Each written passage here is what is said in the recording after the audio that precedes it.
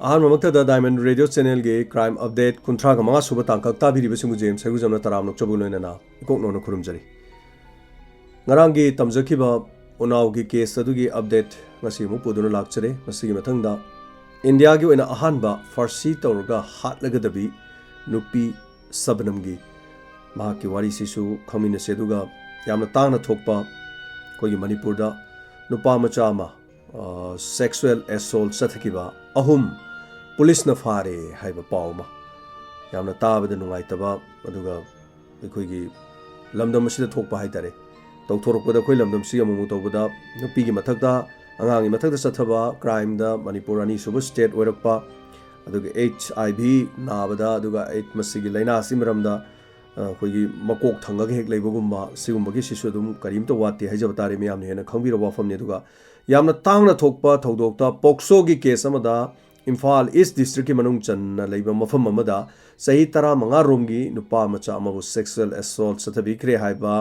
Santhel mamang lekaidigi haujikna hapta golapatida leibi sesam memthoibi allies daina allies Torani allies second leirang sei kungani thoi apokpa CS Nur Hussein Nambol kha thongmakha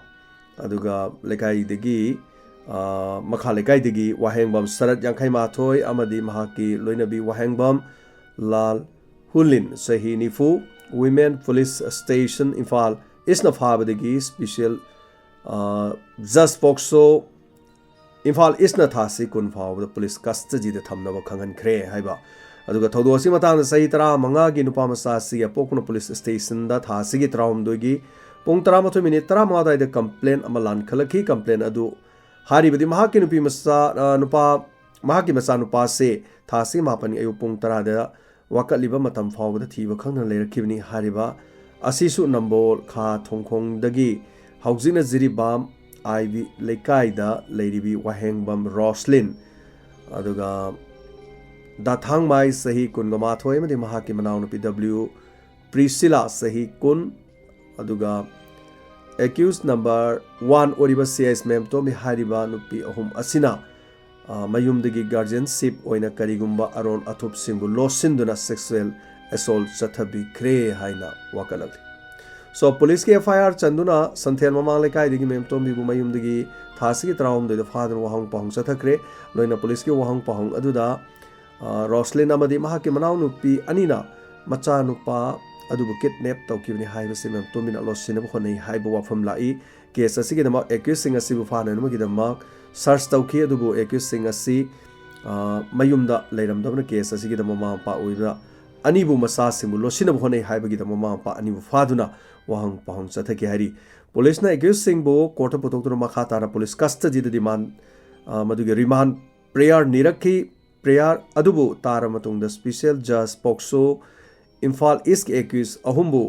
thasi kun faw police custody da thamkre hari pausi thodanggi paw madigi mathang phonarapani adu miyam ponoma masi matang da aseng machum haibiro hai adu ta seng makti koina masi search tawba yade only koina khangan jariba sisu पाउसे दे यारो मदु मदु खक्तनी अदु मखा ताबदी करी हाइरके करी तौरके हाइबदुदी खुना खमिनना बहोनमिनर से अदुगा यामना मरोय वाफम दी हौजिक लेरी वाफम दा उनाव गी case असिगिदमा ngarang tamjakiba adugi update khara mu pijage unaw gisi nupi masa ma duma ha dum unconscious hai tare hojik su gyan ta dana leiri adu mak si bagi kare hai tare si ba yai haina doctor na phongdok pa phaw leikre adu hojik langli bo wafam si Nupi masa ahum sigi aseng bo wafam du khangakre masi ahana te pijage nupi masa ahum masi makoi hari mafam du yamna chali makoi ni chali bu makoi gi low mafam du makoi gi low lei low mafam du makoi mafam du gi low sena boy kari boy toroga mafam du khar khar chalaga napi thango na para napi kharga phalaga hari bu na khoi gi makoi sasan pijana na bohona bani masi gi matung da lakli bo wafam si Thodo odu kanana tholi bano haibasida ekhoi mioi amakhangna hariba numit aduda labuk tagi faurga binai kauba nupa ama sahi 35 helaba haitare aduga amana sahi 35 sudriba minor age haitare magi maming panbe yadre aduga sahi sudriba ngang si makhoi ani si lofam adugi lofam adwai dudagi yamna kanna siengi haibasi ekhoi gi mioi amana ubudagi hare मरमदी अदुगी मफमदो थौदोम थोमनी कना ओइरमगदगी मखों मखुत pulley हाय अदु तौ है दा तौ है ma'am हाइनरिबा दुगा नुपी मचा हुम मचिन द हु तैदना लेरमी गा हाइबसी कमाय तौरजानो न मसिगी ngangnarappa aduga ngarang na handagi national news ki number 1 oina lerakpasida lawmi makhoi kano na mukbir haitare so mahana urakpadagi haitare sumai tawduna makhoi nupa masa ni binega nupa maga sumaina chen kiba ui haiba wafam se hairakre masi ngarang thengmada police tam joban pirakpadagi police na hariba si thigala matung da bine hariba mio sigang sai sahi sudri bangang se fagale amaromda thawdo adugi matang da chap chap wafam si bine na maral dia jare madudi thawdo aduda yauriba nupi masa chai traum doi tramari tratre khara chawba tratre suba nupi masa do binay haisina man pame manung sijai aduga makhoi gi lofam se thangnei bo ai ngarang so haijakre akhoi gi di mapalam dai sing se khuna train tonga sum chat kan da lambi u da pak sana mana masing thaba fadigom thare fadigom ngak ta chujak thare chujak ngak ta lapu thare lapu ngak ta so hangam gehu thaba ni mafam do duna pak sana leibisida yum mogi mafam du yum du dagi 500 meter gumani moi lapnari si yum dagina so lofam da lae lofam du da moina he lofam du sang majinu pim sa hum ji hek chatpa machi moi si cousin ngak tani machi manau mapa amagi macha na pulap ki nati aduga mokoi pulap ki haidra sagai gi oiba cousin ngak tani ngasai gi nupi khar chaw sigi aduga mafam du hek chalaga mokoi je pung hum tarpudi nungda waram sajik su phan ba aduga lofam mapa du hek thangnana bine har se moi lofam su housing nupi sigi low si thangnana le moi su bine har si low sang be hek lakba lofam de lakko da mokoi asa po chami ne te kaithel lo phangba te dry food sing kari sing sum chamin na ba de gi chip kum kai gum chamin na ba hek tawi anupi masa ahum sina di karim ta khandaba bine da aduga ngasai gi khara chaw ba nupi ma amasida maming dam ta panjadre aduga khara chaw ba sida bine na mana ngaujaba aduga mana nomadi sum famina badu de purpose tawi mongon ai ai nuksi ai nongonda adu ibani nuksi na si gan hai kan nupi sni yade e ngamoi krai dino sahi wali ai sahi sudri adumba keno da chatpe yade adu maina nuksi nongonda tabe yade gan hai bizani ai nongonda yaba ngamoi gan hai bi ngasai gi nupa bine hai se madiam sawning bizani adu mana sum nuksi jabaji henmandana ai gi oiba yaroi dobu already nang hatokani haina mana khanbajani so kaya da ngakrabano bine sumagi wakhanda khalibasi inkhalagibagi angang amagi wakhanda mana asuk yamna ngangiba wakhalon khaliba wakhalon haitare so bine na to maina khanbadagi numit sida plan tawraga mahakna mafam adu da mangasai sahi sudriba maga lakmi da angang duga lae aduga nahan February gi tang kano numit sida taraga tret sida moi phaminare lofam da phaminara ka da man uncle chip pore uncle chip pore nupi sing se dum chamine nupi duna yadraga so dum wadi ngang nei low thangna bani na dum kongna bang ngna badi oiba da ma so dum nok tuna khotna leiraga ngasai gi uncle chip chaminara kan da uncle chip cham lo ram sing thakke sing thakni nge hare sing thakni hai kan da binena ising ji already ma hana poison hapaga pore hapi bo poison sina moi gi low lofam du gehu gi makhong da chaiba tin gumba gehu da ta dana ba yamna kan ba khoi til da khai tare low hidak hai tare sigumasi ngasai gi bottle sidi yansale khwaidigi ngakli badi bottle sida yansalaga mana pithak ningli basi mahakna koige nuksi haibada yadaba nupi adu khaktane mahakna pithak ningis adu bu numit adu da ma khaktang tha adi phani gana khalambadagi ngasai gi akhoi su thake na tora amana su muk thakchan amana su thakpa adu bu khwaidigi muk su ngakli wafam di hu du tha kan hu ji tha kan da su yam hawbu podam di nati tin hida asi manam nam thibu podam ni manam nam bam ni amana tha kan da sidi tin hida manam namina natra adu namina haibadu ma su haide ani su bana thaksu haide ahum su bana thaksu haide adurga di haribo poyan si su khara manam nam to maybe oiram bai yai paw sigi source da di madu palam de anu tabiri sing na hangak pa yabo hangni ina hana haidok chari si aduna only paw du khaktani akoi gi di update tamjaba khanbiro chumarandi aduga ngasai gi ising ji thae moi ahumna so amamam ising ji tha akanda moi si mafam du da thakki bong hal erga dum kongon ka khalaktra machin ji tawrga moi long thoga leibane aduga ngasai gi thawdo adudagi nupa du na pambadi mana koige haibada yadaba nupi du khaktane adu moi atai su loi thakchalak du ma ju pai leitre thakchalamni no hoi phare moi adum siradi aina ni khangdana ba dum phare sirasano khale adudagi dom turaga ngasai gi matin kongon kara tak niktana leibudu di ma ji ki khalaktana sasila o na ngasai gi sahi sudri bangang du mo si lofam dagi chelak pajani asumna chen badagi मी अमना मुखबिर नमना उहोबदगी पाव असि police ते पिरे police ने बिने फारे थौदोक अदु ngarang kari na thon mano haiba khangdabdo bine na nungsibagi damak mana pamjabagi damak mana nungsi haiba yadabagi damak hu pithak laga hat boirame so maral yare police ki custody de lere madugi video footage na chingba te news channel sing sloi unole masini unaw gi case ma si oire adu makha tarakudi nupi masa du ma hingadra aduga ma kari dokudagi sorna ma gi punsi pina bibosunu aduga hariba thaudo du de chenariba bene fare Benedi cherak soi fangani mi ani hatpagi aduga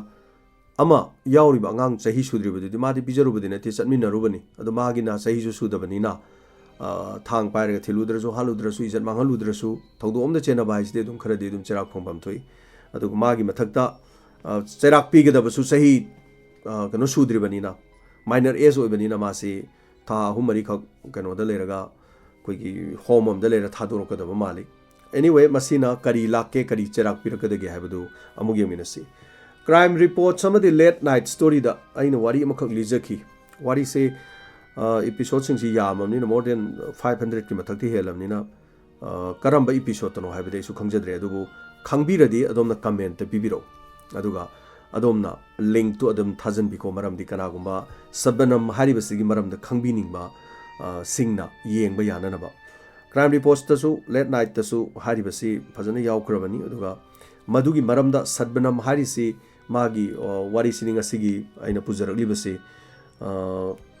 direct lai so hebi double ma haitare double ma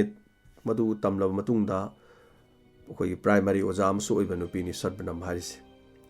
sadbanam mahaksi mahakna taukiba thabak haibadi imung amagi mi taret hatpa mokhoi imungi mi taret mama mapa mabung manamma aduga manamma macha asi yauraga imung manungi mi ngai haitare mi taret hatkhiba dugumba nupi amani sadbanam hais masi hojik yamna phongphong sabasi karino haragadi masi death warrant thokadaba ngai leraba aduga court nadi maksi sibagi charak lower court high court supreme court na mathang piduna lakhre so nupi si siragadi farsi tor halagadi india gi oina ihan hana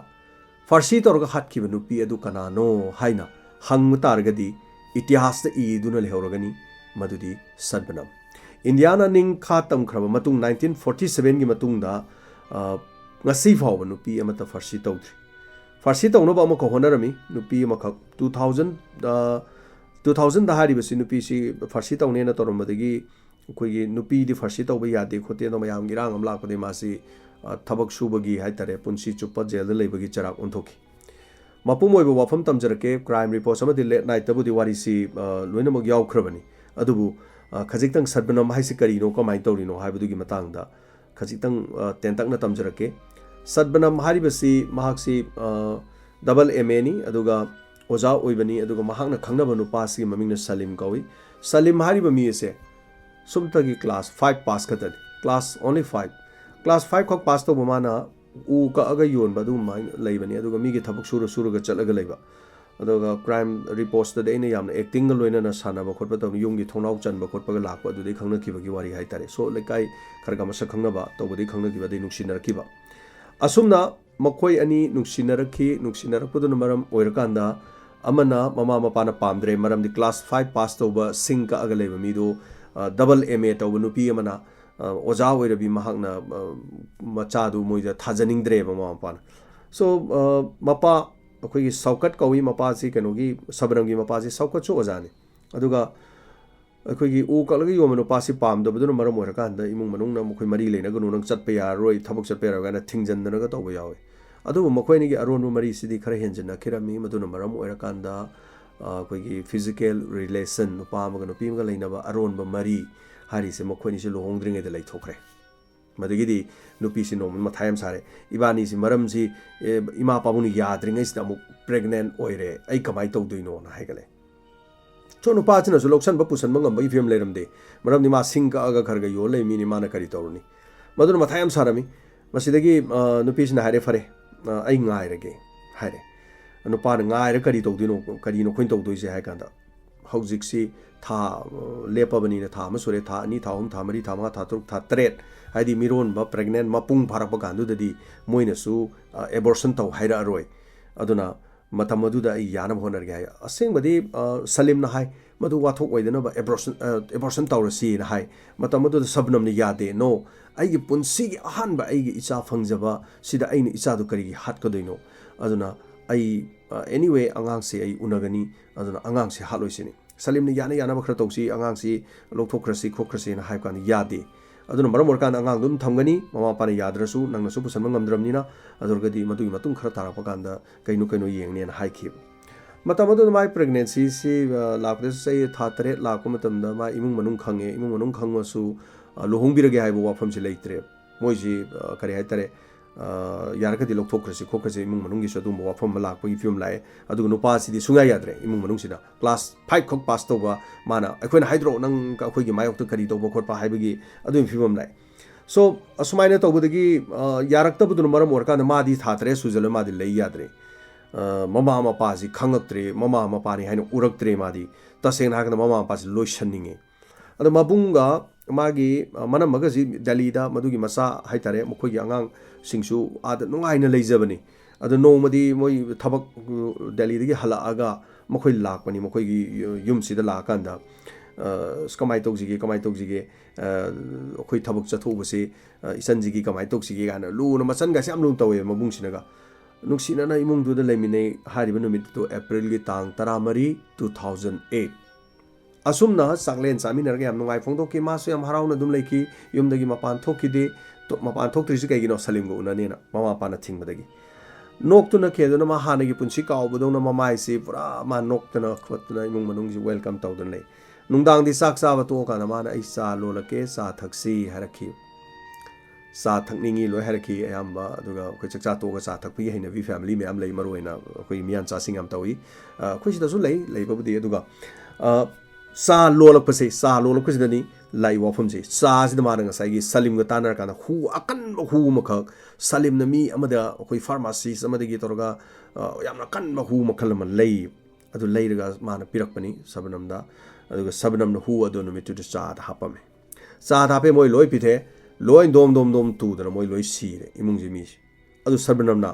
yenge mana yeng kanda thajadre maramdi tumba male ngasai gi hu du kanman gi dana timong khar kar ga dum loi sile adu mana pen da budi man salim da hare hoji pung thenge baro tarama thui baro tare mokoi loina mak thabak tu pang thwe nang la o haiki so imung da la e thong hang de imung da change nang lak pa de singjang am pairo hai singjang pare imung da le mi do ngasai gi loi sirab do pen da dana singjang am paira ga moi ani chang loi yan thale chabat yan thale madu matung digi nupa du chalan gre ten ma thong lon jale thong pakai bjune te thong lon jale aduga law khong da kappe man law khong da sabnam kappe le kai me am loi tare kari no imung jile mi ji karon da changai no khangde changa ga loi thang yan thalame sire mana thong hang to ga su thong ji karom da hanga changai no khangde ai di mathak da tumani mayam loi halame ai dang halamdre karom changai no khangde so khara maram ju reasonable oidaba maram ji police na takada moina sari du mi atopam na hing da sanga ga yalam bai mong do thong ga phakai dana singjang na ga yan that na thong ga hang to halaga adi mi sat khibagi khonglom ga ta da khotna su plan to usna taba mamang thong ju lon jale karai di sangai no maning thong di chang porang ne du maning thong di kamai thingi ba ai thong naw ji changa bai ai ga na sai gi tongat ba police ke angle yeng khre no mit kani kur ko ur ngaw do police na thibam thok bo thire do police ke hongna bidi kari no postmortem gi report madudi imung adu de siri ba mi sing du gi chakhau da hu yaurame poison adurge di hu si kana na pizari no karam hu makal no karam mong da yaurum no imung du lei mi du hu sa ba chang pung sing du cha manarami adubu hu ado sabnam di sati maram di man chadran man ta so mango da chingnare police na akan mong da dubu mai kap pa law ba mai mong mama panuk si bi mong kap sal law sanam da police na kaim tongam dre no mi khar ngai re anumi khar ngai matung da dike dore my phone number si police na mo call details record police ki hongna bi moi CDR sec to ba si to khle madu to ra kanda call si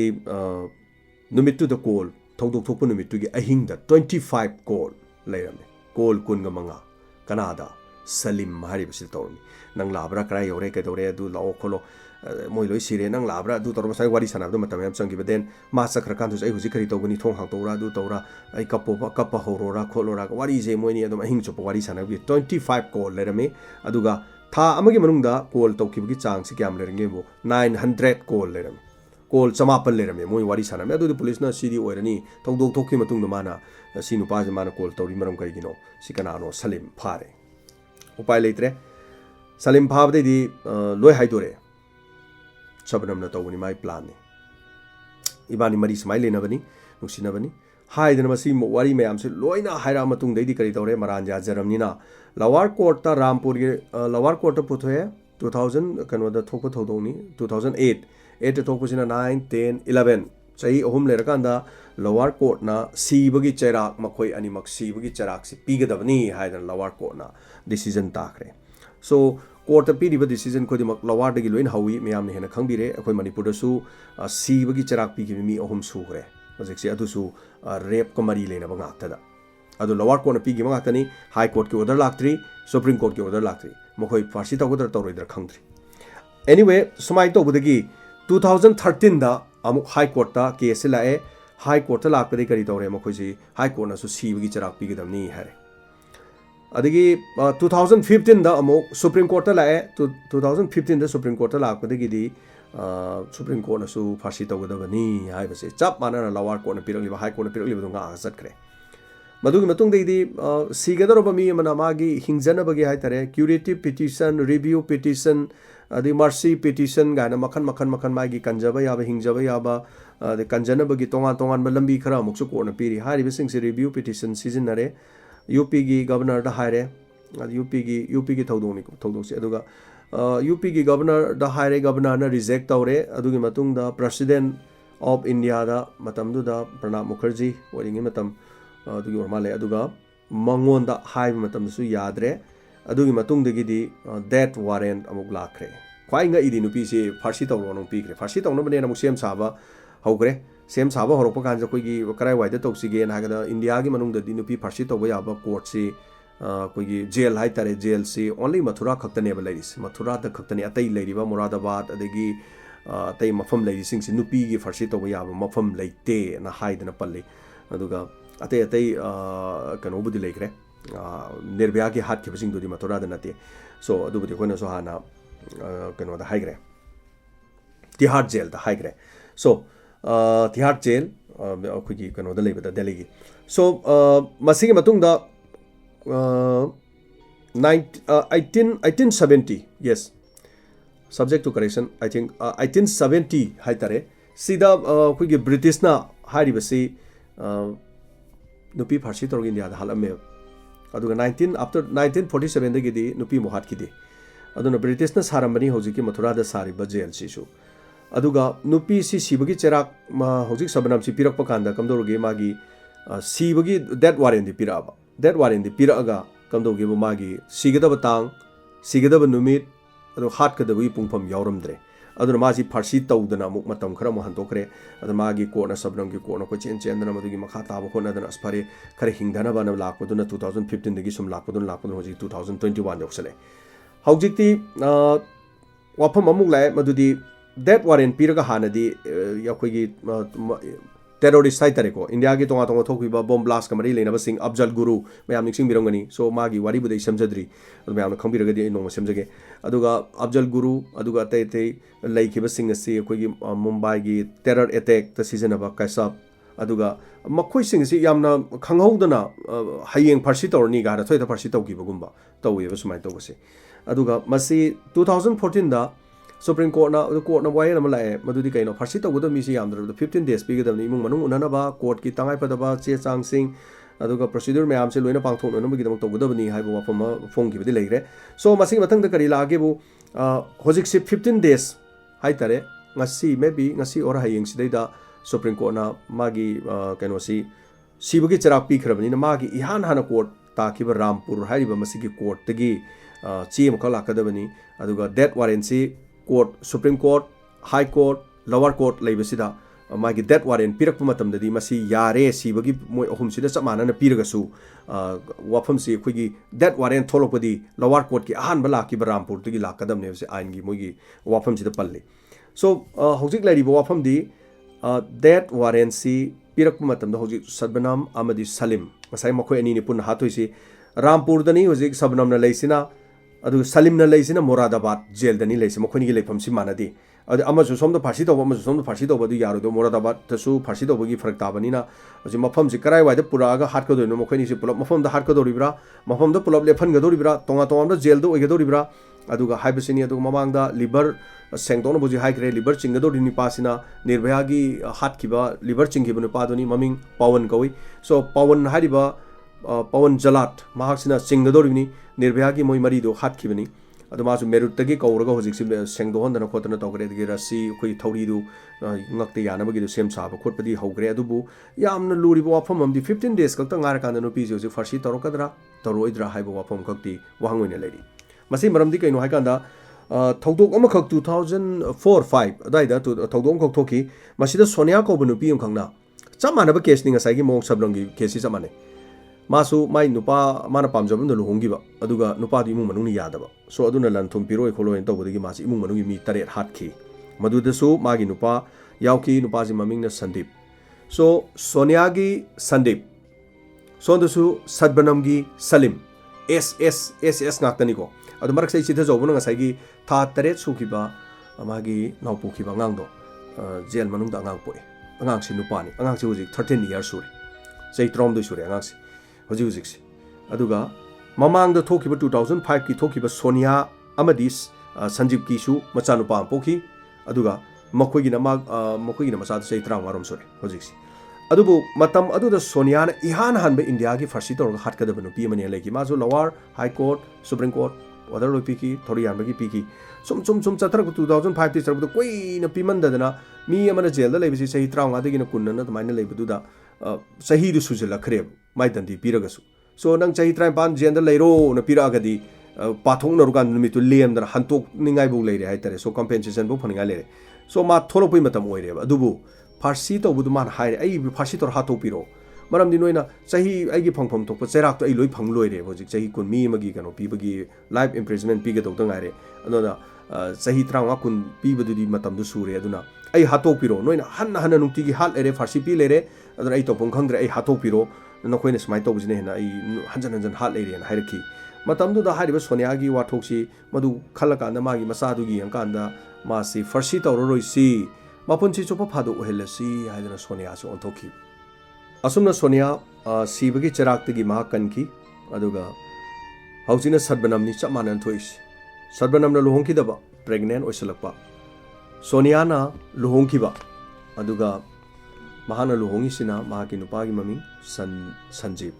Amna Salim अदुगा timing सि चप मानरी लेमहौरिसिदा नुमित खरनिसिदा हेयंग हांगसिसि ngasi nomani ni sida haitare rampur dagi court dagi mahaksi black warrant black or death haine black or death se dum hainere so black warrant si piragadi numi trawa ni ste sibi chirak pikrani hauji lai wapon ju mari matana sabnam farsi tor halasu asi baksang loroi haigre mai mari mata sing kaino imung manung tum na hat kibagi hauji lai wapon si aduna mahaksi farsi togodra toroidra haibo wapon si अदुनि मसिनी हौजिक लेरिबो वाफमसी अदुगा मैखोगी ngasiगी case असिदा सदबनमगी मागी केसी तसेनमके आइना फजन लीजख्रबनी क्राइम रिपोर्ट्स अमदी लेट नाइट स्टोरी दा अदुना हारिबसी मयामना ताबिरगा हेक हौबदगी हाइतारे मदुगी असेंगबसिंग दुसु खंगनबा सोइदन चिंखला ताबियो दुगा तांकागदु एपिसोड दु कयानो हाइबदुसु अखंगबसिंग मखादा पिबिरो यामग्रबने इसु करम एपिसोड तो कावग्रे करी हाइना थोन किबनो हाइबसु अदुगा वारी देन लीजर खरबनी so update ngaktani crime gi update sidainu ngasi pujari unaw update sadbanam gi update aduga akogi lamdom sanale bak sida thokpa nupi ohumna nupa chaitra manga surba nga ngama ijat manganbi haibagi haitare so mamangi comment sing ami bire comment ai loin pabung amjadre ranibla thaga chari romesh crime report sandok piradi nuaini ta piri crime report ki matam lakani adu hauji ting amjadre matam na dung haminasi romesh livestream soidena puro question thaga chari dona nusibi basigi damak अदुगा तागचरी लंगदाइबी Sofia Kumar Thagachari Rom, Binod Kumar, Sangita, Thagachari Rafiq Ahmad, Siras, Yulemam Celebrity, Govin, Ajit, Thangzam, Umabati, Deepak Ningthauja, Yam Kring Ngarang Khaktagi Ngarangi Kanos the comments Yam Pibirakre Masing Yam na Haitare. Premavati Naurem Thagachari, now with Hok Som, Konjeng Bizia, Sarat, Wahengbam, Abiswa, Thagachari. Ngarang Kaktagi Topoji Pong Sabo, Benina Qua, the Sunita Kunubam, Wenami Bimsa, Sapami Bomsa, Kavita Case, Thagachari, Mayam Punamak, Rupa Singh, Puja, Feroism, Tombi Abuzam, Loremam Tom, Roma, Sampamayum, Se Sakava, Lion Maisnam, Thagachari, Athobayam Bim, PK Thaudam, Mayam Punamak, Kaduga Priyansu, Omita, Letonjan Ranzit, Nompunganba, Adu Kusida Begam Thagachari, Pile Nong Tomam, Thagachari, Yambem Haridas. Ming si Chimpa Puzare, Loina Makai crime update ki listener Kerlazy, Masi Shoydana Pibi of Padu, Adum Pibio, Aduga Fazama commencing say the Makuloko Chakanda, 50 sub episode